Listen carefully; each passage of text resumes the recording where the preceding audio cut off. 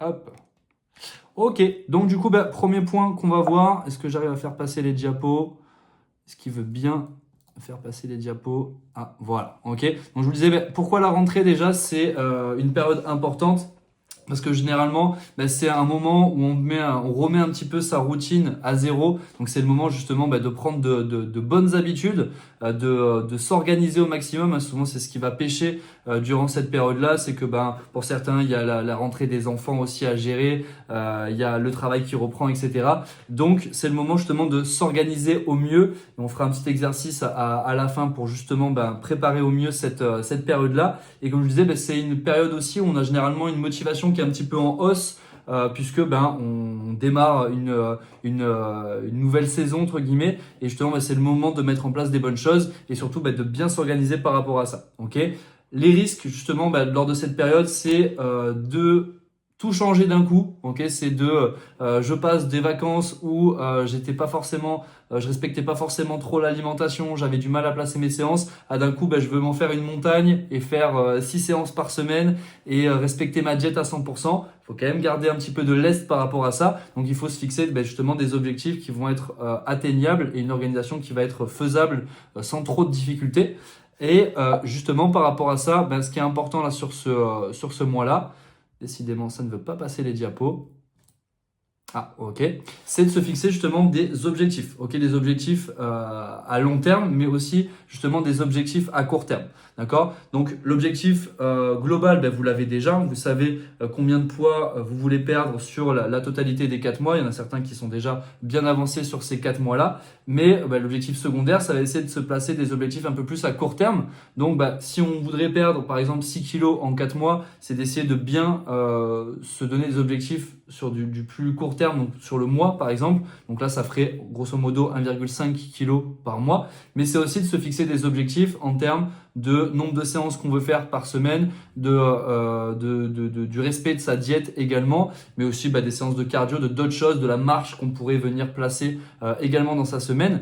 Donc le but, c'est déjà de se fixer des objectifs, ce qu'on appelle SMART, c'est-à-dire qui sont à la fois spécifiques, donc vraiment concrets. Donc là, une perte de poids, un nombre de kilos, c'est concret, mesurable. Pareil, le poids, c'est mesurable, atteignable aussi, parce que si on se fixe des objectifs trop importants et qu'on ne peut pas les atteindre, forcément, on va être déçu. Réaliste aussi, et bien sûr, bloqué temporellement. Donc là, on a l'objectif à 4 mois. Mais on a aussi des objectifs, comme je vous disais, au mois et bien évidemment aussi à la semaine. Donc il y a toujours 3 échelles. Première échelle, c'est à la semaine. Deuxième échelle, c'est au mois. Et la troisième sur du plus long terme, donc là sur les 4 mois. Ok. On verra un petit travail tout à l'heure pour justement fixer ces objectifs-là.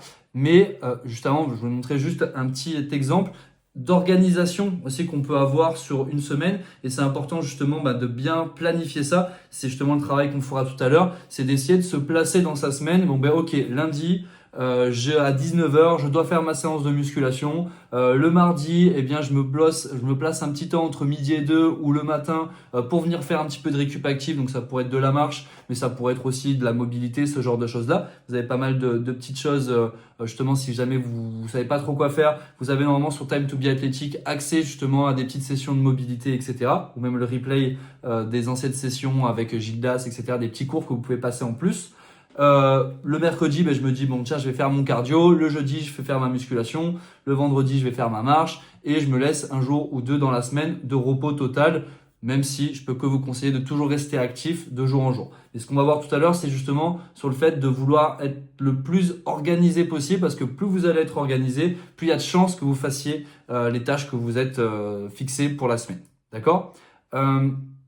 Pareil sur la nutrition, on essaye de reprendre des gros basiques, ok, d'essayer d'avoir l'apport en protéines nécessaire, parce que les protéines, c'est essentiel pour la construction musculaire, mais également pour remplir, pour avoir le ventre plein et ne pas avoir de sensation de satiété, ok.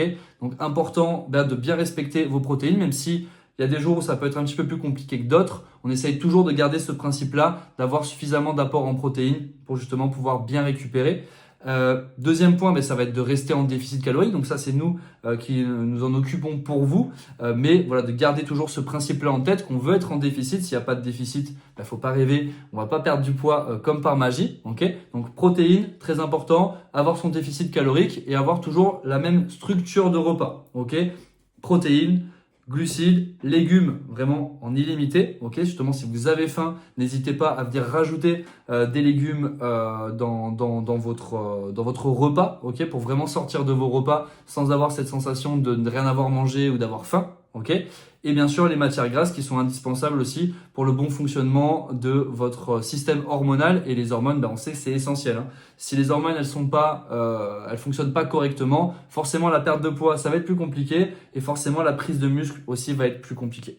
Ok, et bien sûr de garder toujours un minimum de flexibilité. Comme je vous le disais tout à l'heure, la pire erreur c'est de vouloir se fixer des objectifs trop élevés, de viser trop haut et du coup de se dégoûter un petit peu de la pratique sportive ou d'une alimentation qui serait trop restrictive. D'accord? Donc on essaye de garder le plan alimentaire que vous a fait Gildas, vous a fait Lou, vous a fait moi pour votre alimentation, mais on se garde une marge de tolérance pour quand même se permettre de profiter de la vie, que ça soit pas une contrainte trop importante. Ok, je vous fais juste des petits rappels. Je sais que c'est des choses que pour la plupart vous savez déjà, mais c'est important de faire des petits rappels par rapport à tout ça, histoire de garder en tête les basiques, les choses qui sont les plus efficaces. Ok, c'est le plus important, c'est de se concentrer à 80% sur ce qui va être le plus efficace, c'est ce qui va nous donner au final le plus de résultats et pas trop se prendre la tête avec des petits détails qui au final eux n'ont pas grande importance.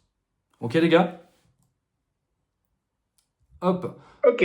Autre chose que je voulais vous rappeler concernant l'entraînement, c'est bien sûr d'avoir votre structure d'entraînement. Donc vous savez déjà comment vous échauffer, vous savez quoi faire pendant vos séances, vous savez quoi faire aussi en fin de séance si vous voulez faire un petit peu de cardio suivant votre cas ou de venir placer des petits étirements pour venir récupérer au mieux. D'accord? Donc ça, vous le savez déjà.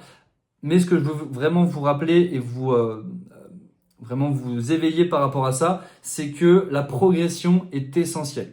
D'accord? Si on se contente de juste faire sa séance et de répéter les mêmes séances sans venir faire de progression supplémentaire de séance en séance, il n'y aura pas de progrès ou en tout cas très peu. D'accord? Eh oui. Donc c'est très très important de toujours se dire, je fais ma séance. Vous avez sur Gymkey, avec le petit onglet graphique là, vous pouvez retrouver vos performances de la séance précédente, de toujours vous dire, je fais toujours mieux, toujours un petit peu plus que ce que j'ai fait à la séance précédente. Donc, dans la plupart des cas, vous êtes sur des fourchettes de répétitions. Donc, on va chercher à augmenter le nombre de répétitions sur vos exercices de musculation. Ou dans certains cas, on vous a dit, on reste sur un certain nombre de répétitions fixes et on progresse en charge toutes les semaines. Mais dites-vous bien que s'il n'y a pas ça, s'il n'y a pas cette progression-là, il n'y aura pas de prise de muscle. Et s'il n'y a pas de prise de muscle, eh bien, la perte de poids est plus difficile parce que le muscle va consommer de l'énergie et si on gagne plus de muscle, forcément, ça nous aide sur la perte de poids. Et aussi, point très important, le rendu final sera moins impressionnant, moins satisfaisant parce que forcément, on aura moins gagné de muscle, tout simplement. D'accord? Donc vraiment, gardez ce principe-là de toujours vous dire, je fais toujours un petit peu plus que ce que j'ai fait à la séance précédente. Et des fois, ça peut être vraiment rien. Des fois, sur certains exercices, on peut être un petit peu en difficulté et avoir du mal à venir chercher une progression constante. Là, des fois, le but, ça peut juste être de se dire, je vais progresser sur 2 séries. J'ai 4 séries à faire. Admettons, j'ai fait 8 répétitions à la séance précédente. Je vais faire sur 2 séries 9 répétitions et sur les 2 autres séries, 8 répétitions. On peut se dire, c'est pas grand chose, j'ai juste gagné 2 reps. 2 reps, c'est énorme. 2 reps, plus la semaine prochaine, 2 autres reps, plus de 1. Ça fait au final une très grosse progression. Ok, faut vraiment avoir cette vision sur le long terme et se dire que ces petits gains-là, ils vont me permettre, mis bout à bout, de vraiment avoir une progression constante et de vraiment pouvoir prendre du muscle et du coup nous aider sur la perte de poids. Ok. Rappelez-vous aussi que cette progression, ça fait du bien aussi mentalement parce que si c'est pour venir faire les mêmes performances de semaine en semaine, ça peut être un petit peu frustrant de se dire au final je progresse pas vraiment. Donc vraiment, il y a aussi cet aspect mental qui fait du bien de se dire je suis toujours en perpétuelle progression. D'accord?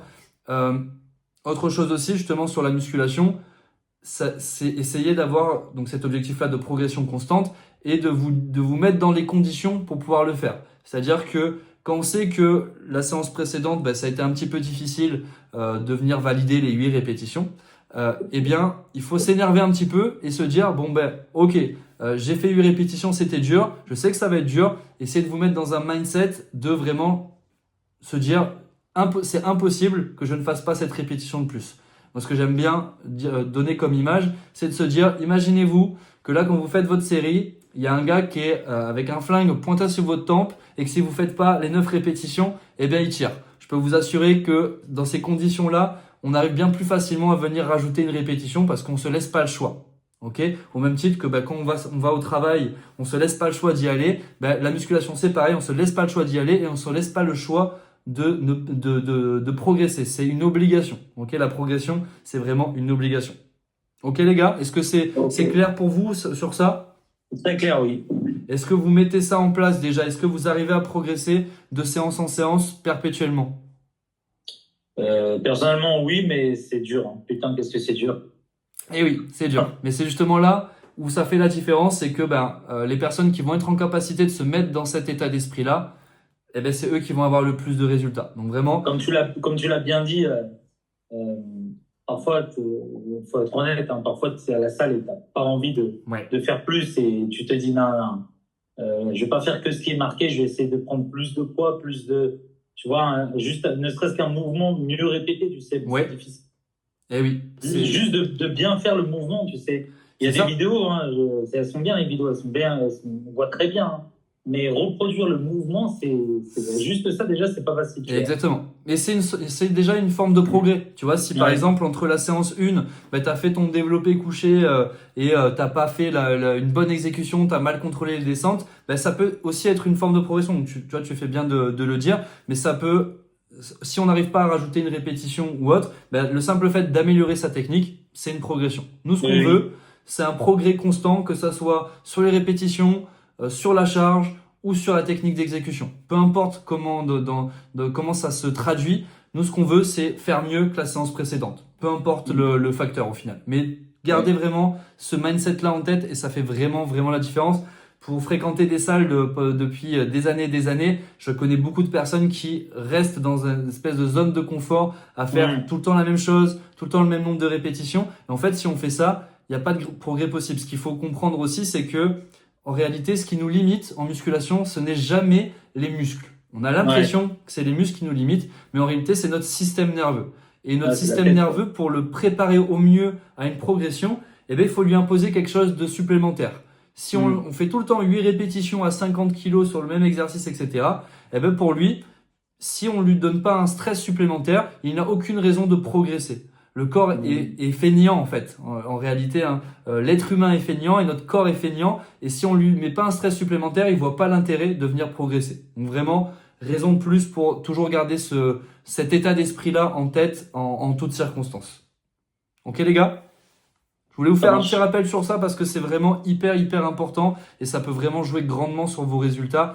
Et surtout, si vous avez comme ambition de continuer la musculation, de continuer le sport sur le long terme, c'est vraiment des bases à avoir et qui sont hyper importantes. Dernier point par rapport à ça également, si jamais vraiment au bout d'un moment, vous avez beau vous mettre dans le meilleur mindset possible et vous n'arrivez plus à progresser, vous nous le dites. Ok, vous nous le dites parce que forcément la progression, au bout d'un moment, elle va se bloquer. Hein. Sinon, on serait tous à 250 kg au squat et 150 kg au développé couché. J'aimerais bien, mais malheureusement, ça se passe pas comme ça. Donc, si au bout d'un moment ça bloque, vous nous le dites et nous on trouve des solutions. Soit on vous fait passer sur d'autres variantes, soit on change de fourchette de répétition pour relancer une progression. Hein, c'était le thème d'un des premiers lives qu'on avait fait il y a quelques mois maintenant, justement sur le fait de faire des cycles de progression. Justement, je reviendrai là-dessus sur un prochain live parce que c'est un truc qui est hyper important. Mais justement, il faut qu'on ait vos retours aussi pour pouvoir faire des petites modifications si besoin. Ok les gars? Oui. Hop. Tac. Décidément, ça marche une fois sur deux. Des fois, j'appuie sur la flèche, ça change. Des fois, ça change pas. Hop. Point aussi essentiel, c'est tout ce qui concerne votre récupération, vraiment au sens large du terme. Le premier point, c'est le sommeil. Ok. Et pour avoir un bon sommeil de qualité, il faut aussi être organisé. Ok. Il faut que vous vous disiez, ok, à telle heure, il faut que je sois dans mon lit et il faut que je dorme entre guillemets à telle heure. Ok. Mais pensez à planifier tout ça parce que la récupération, c'est essentiel. Sans récupération, il n'y a pas de prise de muscle, la perte de poids elle se fait moins bien. Ok. Il y a plein d'études qui le montrent. Si on a une dette de sommeil trop importante, hop, tiens, il y a Liaki qui nous rejoint, je l'accepte. Salut Liaki. Hop. Du coup, je parlais du sommeil, donc important d'avoir un sommeil de qualité et pour ça, très important de venir le planifier, ok, de se dire à telle heure je vais me coucher. je vous fais un petit rappel aussi sur ça. Pensez à éviter les écrans pendant au moins l'heure avant votre coucher. Ok, hyper important parce que la lumière bleue, ça a vraiment tendance à maintenir éveillé le cerveau. Et du coup, forcément, on a plus de difficultés derrière à venir s'endormir. Ok, donc on évite les écrans. Et ce que je vous conseille également, c'est de venir mettre des filtres anti-lumière bleue sur votre ordinateur, sur votre téléphone ou autre. Et vous le mettez, vous le paramétrez pour que ce filtre, il commence à partir de 20 heures. Ok, comme ça déjà, vous avez déjà quelques heures sans avoir trop d'exposition à la lumière bleue et ça peut déjà faciliter votre récupération rien qu'avec ce petit geste-là. Normalement, tous vos téléphones, que ce soit Android, iPhone, etc., vous avez des applications pour ça. Vous mettez lumière bleue dans votre recherche sur Android ou sur l'Apple Store et vous allez trouver des filtres. Ça prend 3 secondes et ça peut vous aider à avoir un sommeil de meilleure qualité. Donc voilà, vous en privez pas. Également, chose importante, c'est d'essayer de gérer au mieux son stress dans la journée. Donc surtout pour les personnes mais qui ont potentiellement un travail qui est fatigant, qui est stressant, etc. Essayez de vous attribuer des petites micro-pauses dans vos journées. Ok, ça peut être juste un travail de respiration comme on l'a fait il n'y a pas si longtemps. On avait fait ce défi-là du vacuum. Vous vous rappelez là, de venir essayer d'aspirer au maximum le nombril. Je bloque pendant une petite dizaine de secondes et je viens ressouffler. Ok, c'est des petits trucs comme ça. Là, ça va nous aider en plus pour le gainage. Mais en plus de ça, c'est des petites choses qui peuvent vous aider à faire un petit travail de respiration. Et on sait que la respiration est liée avec le stress qu'on peut ressentir. Donc, c'est des petites choses comme ça que vous pouvez essayer de mettre en place dans votre quotidien pour justement être en meilleure forme et plus performant pendant vos séances, etc. Ok. Autre chose très très importante, justement, ça va rejoindre le petit exercice que je vais vous faire à la fin de ce diapo, c'est de venir marquer vos objectifs. Ok. C'est bien beau de se dire bon ok, j'ai tel objectif et je vais essayer de l'atteindre. C'est bien plus fort de venir le marquer. Et j'ai envie de dire chose encore plus forte, c'est de venir le marquer dans la communauté parce que vous vous engagez envers vous-même. Vous vous engagez envers vos coachs et vous vous engagez aussi envers tous les autres membres de l'accompagnement. Et ça peut paraître être un détail, mais psychologiquement, encore une fois, il y a des centaines d'études qui montrent que quand on s'engage auprès de d'autres personnes, il y a beaucoup plus de chances qu'on tienne ces engagements tout simplement. Ok, donc c'est le petit travail qu'on fera tout à l'heure. Et je vous rappelle, justement par rapport au diapo précédent, la progression, dans tous les domaines que ce soit au niveau de l'entraînement, musculation, comme on en parlait tout à l'heure, ou le fait de tenir mieux son alimentation, de mieux exécuter ses mouvements, peu importe, c'est supérieur à la perfection. Ok, on ne sera pas parfait, personne ne l'est, et on peut pas l'être surtout sur du long terme. Donc ce qu'il faut viser, c'est des progrès constants. C'est ça qui fait vraiment la différence, et c'est ça qui vous permet d'avoir un maximum de résultats. Ok, hop. Ok. Tac. Et du coup, c'est ce qu'on va faire après. Je reviendrai sur cette diapo. Et je voulais aussi donc vous recommander 2 petites lectures qui peuvent vous permettre de bien démarrer cette rentrée. Donc, hop, attendez, je décale ça juste pour que vous voyez bien. Ok, donc recommandation de lecture. Un livre de développement personnel qui s'appelle Atomic Habits. En français, c'est de minuscules changements vont transformer votre vie. Vous le trouvez sur Amazon là très facilement si vous tapez ça. Et c'est un super livre pour justement réussir à s'organiser au mieux et à se donner des bonnes habitudes pour avoir une bonne routine dans sa vie de tous les jours. Donc voilà, pour les lecteurs, les personnes qui aimeraient bien ce type de livre, je vous le recommande particulièrement celui-là. Ok, moi personnellement, il m'a grandement aidé pour planifier que ça soit mes entraînements, mon alimentation, etc. Mais aussi mon travail et d'autres choses de mon quotidien. Et une autre petite recommandation que je peux vous faire, c'est une autobiographie que j'ai particulièrement appréciée également pour en avoir lu énormément. C'est mon préféré et de loin. C'est Plus rien ne pourra me blesser de David Goggins. David Goggins, c'est une personne qui était en obésité morbide quand il était dans sa jeunesse, vers les 23-24 ans, si je dis pas de bêtises, et qui a décidé de se reprendre en main. Et qui a fait une super perte de poids, mais qui est également devenu un Navy Seals, donc vraiment le très haut niveau dans l'armée, et qui en plus de ça a battu des records, le record du monde de traction en 24 heures, des trucs de malade, des triathlons, des Ironman, etc. Bref, c'est quelqu'un qui est parti, entre guillemets, d'une situation compliquée avec une enfance très difficile, qui a été en surpoids, qui entre guillemets, il avait rien pour lui et qui a réussi par la motivation, par la rigueur, par l'organisation, à atteindre des objectifs qui semblaient inatteignables pour lui. Donc vraiment, c'est une super source de motivation. Si vous voulez avoir un boost de motivation quotidien, je peux que vous conseiller de lire ce genre de livre-là. D'ailleurs, de manière générale, de lire des autobiographies, que ce soit si vous aimez bien le basket, biographie de Michael Jordan et excellente, Tony Parker également. Vous avez Roger Federer pour le tennis. Bref, vous avez plein d'autobiographies qui sont hyper intéressantes s'il y a des sports, des thématiques qui vous parlent plus. Mais en tout cas, celui-là, je peux que vous le recommander parce que quand on lit ça, on se dit, bon, ben, au final, j'ai de la chance et c'est pas si difficile que ça par rapport à ma vie à moi en comparaison à ce que cette personne a pu vivre et à ce que d'autres personnes ont pu vivre également. Ok? Donc, petite recommandation de lecture, développement personnel et autobiographie si jamais vous avez la motivation. Mais très sincèrement, ça peut être une super idée pour booster encore plus cette rentrée-là. Ok les gars? Est-ce que vous connaissiez ces livres-là? Ça vous parle ou j'avais jamais entendu parler? Jamais entendu parler. Ouais, Pareil, pas du tout. Est-ce que vous lisez un petit peu de manière générale ou pas trop? Un peu. Un peu? Didier?